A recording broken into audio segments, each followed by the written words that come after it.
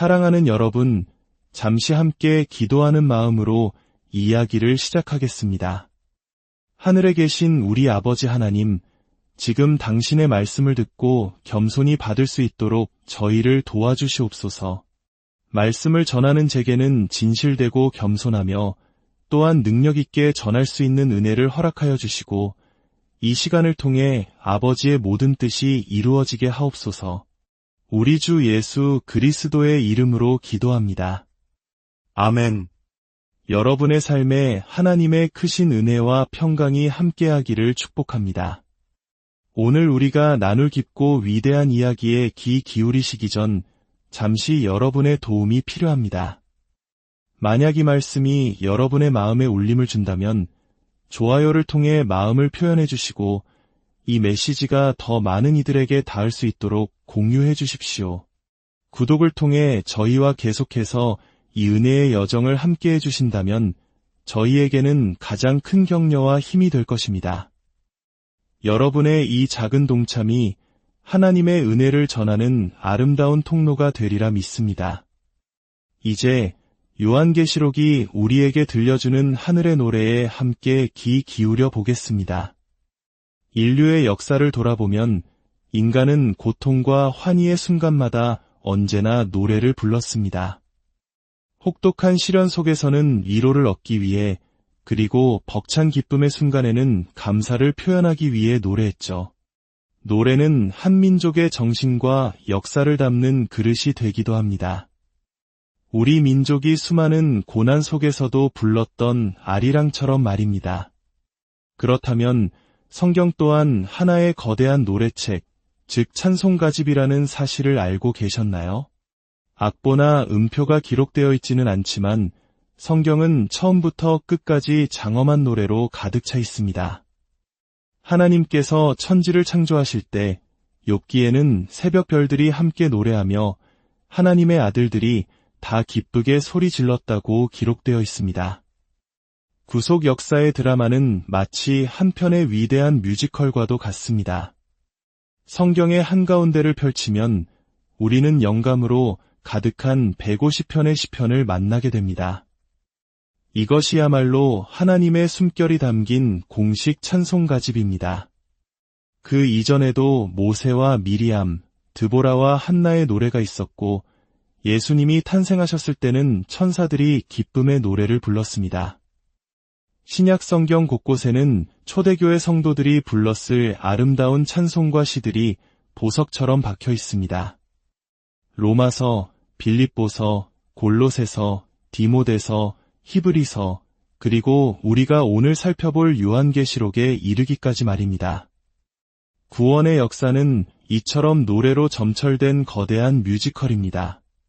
그리고 그 뮤지컬의 가장 중요한 배역들, 즉 교회와 어린 양, 그리고 슬프게도 용의 역할은 이미 정해졌습니다.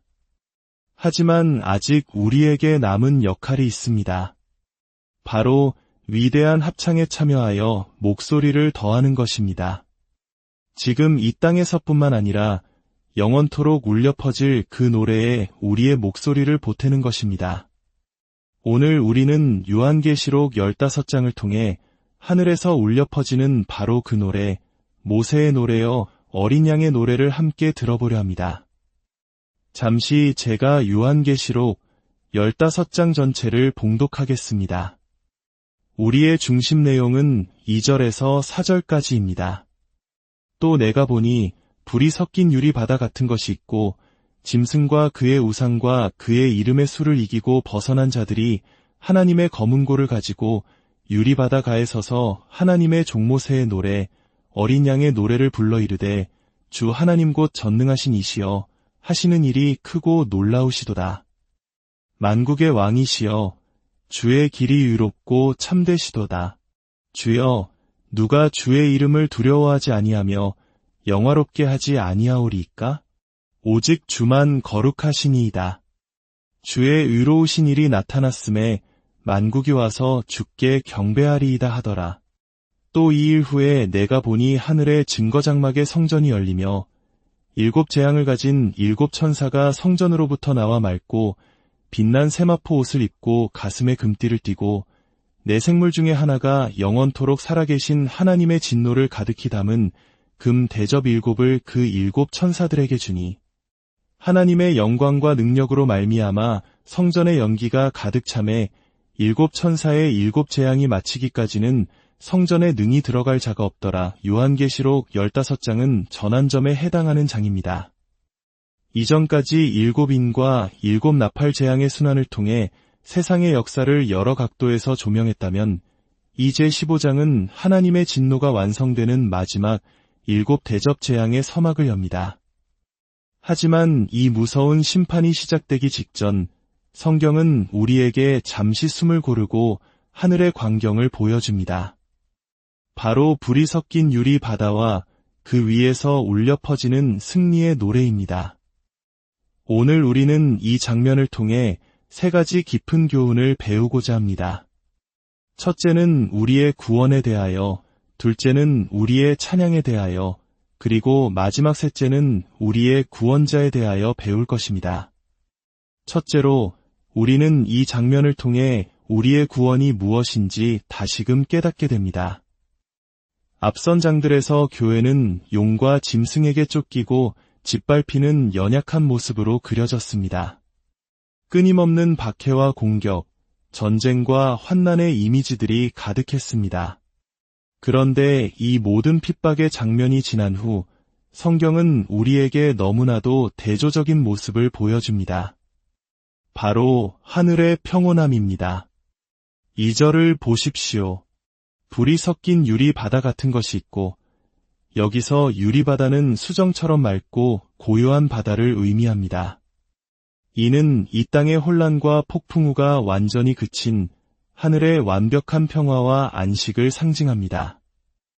고되고 분주하며 억압받는 삶을 살아본 사람만이 이 하늘의 평온함이 얼마나 큰 축복인지 깊이 이해할 수 있습니다. 우리 한국인들의 정서 깊은 곳에는 한 이라는 것이 있습니다. 억울하게 당한 고통, 풀리지 않은 슬픔이 응어리진 마음이죠. 이 땅에서의 삶은 어쩌면 크고 작은 한을 쌓아가는 과정일지도 모릅니다. 그러나 하늘의 유리 바다는 이 모든 한이 완전히 풀리고 모든 눈물이 씻겨나간 상태, 완벽한 평화와 안식의 상태를 보여줍니다. 유리 바다 가에 누가 서 있습니까? 짐승과 그의 우상과 그의 이름의 수를 이기고 벗어난 자들입니다. 바로 믿음을 지키기 위해 세상의 유혹과 핍박에 굴복하지 않고 끝까지 싸워 이긴 성도들입니다. 그들은 이 땅에서 패배자처럼 보였을지 모르지만 하늘에서는 승리자로 서 있습니다. 마치 출애굽한 이스라엘 백성이 홍해를 건넌 후 그들을 쫓던 이집트 군대가 바다에 수장되는 것을 보며 승리의 노래를 불렀던 것처럼 말입니다. 그래서 이 노래를 모세의 노래라고 부르는 것입니다. 우리의 구원은 바로 이와 같은 영적 출애굽입니다. 세상이라는 거대한 이집트에서 죄와 사탄의 노예 생활에서 해방되어 약속의 땅인 천국으로 들어가는 위대한 구출 드라마입니다. 때로는 세상의 거대한 폭풍우 속에서 우리는 길을 잃고 절망할 때가 있습니다. 마치 구름 아래서 비바람을 맞고 있는 것과 같습니다. 하지만 비행기를 타고 구름 위로 올라가면 그 위에는 언제나 눈부신 태양이 빛나고 있음을 우리는 압니다. 하늘의 유리 바다 위에 선 성도들의 모습은 바로 이와 같습니다. 이 땅의 모든 혼돈과 고통 위로 올라서서 모든 것을 명확하게 볼 수 있는 하나님의 관점을 갖게 된 것입니다. 그곳에서는 이 땅에서 이해할 수 없었던 모든 고난의 의미가 비로소 선명하게 드러날 것입니다. 이것이 바로 우리가 소망하는 구원의 모습입니다. 둘째로, 이 노래는 우리가 어떻게 찬양해야 하는지를 가르쳐줍니다. 요한계시록에는 많은 노래가 등장하지만 오늘 본문의 노래는 우리가 드리는 예배와 찬양의 본질에 대해 몇 가지 중요한 통찰을 줍니다. 첫째, 이 찬양은 오직 하나님께 드리는 찬양입니다. 물론 우리의 찬양에는 서로를 격려하고 세워주는 수평적인 차원도 있습니다. 하지만 그 모든 것의 궁극적인 목적은 수직적인 차원, 즉 하나님을 향해야 합니다. 우리가 예배에서 드리는 찬양의 첫 번째 질문은 이것을 믿지 않는 사람들이 어떻게 생각할까? 또는 내 기분이 어떠한가?가 되어서는 안 됩니다. 가장 중요하고 궁극적인 질문은 하나님께서 이 찬양을 어떻게 생각하실까? 입니다. 우리가 감동시켜야 할 유일한 대상은 오직 하나님 한 분뿐입니다. 둘째, 이 찬양은 하나님에 관한 찬양입니다. 이 노래의 가사를 보십시오. 주 하나님 곧 전능하신 이시여 하시는 일이 크고 놀라우시도다. 만국의 왕이시여 주의 길이 유롭고 참되시도다. 이 노래는 나의 감정이나 상태를 표현하는 데 그치지 않고 하나님의 성품과 그분이 행하신 위대한 일들을 선포합니다. 우리의 찬양은 감정의 배출구가 아니라 진리를 배우고 고백하는 신앙교육의 장이 되어야 합니다. 우리가 부르는 찬양의 가사들이 모여 우리의 신학을 형성하고 우리의 믿음을 굳건하게 만듭니다. 우리는 언젠가 인생의 마지막 순간을 맞이하게 될 것입니다. 그 고통의 순간에 또는 사랑하는 이를 떠나보내는 슬픔의 순간에 우리를 붙들어줄 노래는 어떤 노래일까요? 바로 하나님의 위대하심과 신실하심, 그분의 변치 않는 사랑을 담은 진리의 노래일 것입니다. 셋째, 이 찬양은 하나님의 백성들로부터 나오는 찬양입니다. 하늘의 성도들은 모두가 함께 검은 고를 들고 노래합니다. 예배에서 가장 중요하고 아름다운 소리는 화려한 악기 소리나 뛰어난 솔리스트의 목소리가 아니라 바로 회중이 함께 부르는 찬양 소리입니다. 우리 모두가 하나의 목소리로 하나님을 높일 때 그곳에 하나님의 임재가 있고 공동체는 하나가 되며 세상은 그 모습을 통해 하나님의 영광을 보게 됩니다. 어두운 조명 아래 각자 개인적인 종교 체험에 몰두하는 것이 아니라 밝은 빛 가운데서 서로의 얼굴을 보며 함께 목소리를 높여 격려하며 부르는 찬양이야말로 하늘의 예배를 이 땅에 미리 맛보는 것입니다. 마지막 셋째로 이 노래는 우리의 구원자가 어떤 분이신지를 분명히 보여줍니다.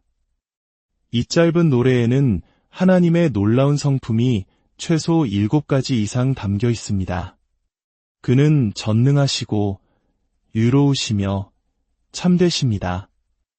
그는 만국의 왕으로서 주권자이시며 거룩하시고 공의로우시며 오직 한 분뿐인 유일하신 분입니다. 위대한 하나님 앞에서 우리가 보일 반응은 3가지입니다. 우리는 그분을 두려워하고 그분께 영광을 돌리며 그분께 나아와 경배하는 것입니다.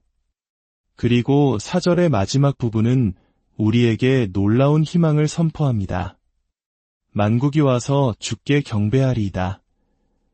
요한계시록은 한편으로는 세상을 향한 무서운 심판을 말하지만 동시에 다른 한편으로는 모든 민족 가운데서 구원받을 자들이 있음을 분명히 보여줍니다. 하나님의 구원은 특정 민족이나 문화에 국한되지 않습니다. 모든 족속과 언어와 백성과 나라 가운데서 하나님의 백성이 나올 것이며 그들이 함께 모여 이 영원한 노래를 부를 것입니다. 지금 우리가 이 자리에서 드리는 예배는 바로 그 장차올 위대한 예배의 예행 연습과도 같습니다. 결론적으로 이 노래는 모세의 노래인 동시에 어린 양의 노래입니다. 구약의 구원과 신약의 구원이 결국 하나의 구원 역사를 이루듯 이 두 노래는 같은 것을 노래합니다. 바로 하나님의 위대한 구원 행위와 그분의 거룩하심, 그리고 자기 백성을 향한 놀라운 사랑입니다. 홍해가에서 불렸던 구원의 노래는 이제 하늘의 유리바다, 가에서 완성된 구원의 노래로 울려 퍼집니다. 사랑하는 여러분, 지금 여러분의 삶의 주제곡은 무엇입니까? 세상은 우리에게 수많은 노래를 들려줍니다. 나는 나만의 길을 간다는 자립의 노래, 자기 자신을 사랑하는 것이 최고의 사랑이라는 자기의 노래, 나는 누구의 도움도 필요 없어라는 자만과 독립의 노래들 말입니다. 그러나 성경이 우리에게 가르쳐주는 인생의 주제곡은 정반대입니다. 주는 나의 힘이여 노래시며 나의 구원이 되셨도다. 이 고백이 여러분의 고백이 되기를 바랍니다.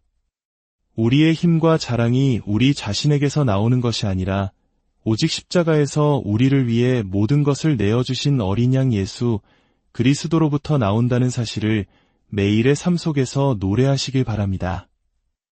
우리는 지금 이 땅에서 그 영원한 노래를 부를 특권을 받았습니다.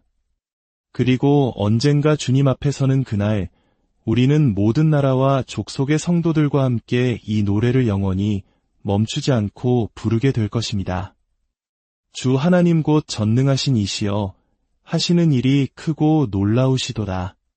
만국의 왕이시여, 주의 길이 유롭고 참되시도다.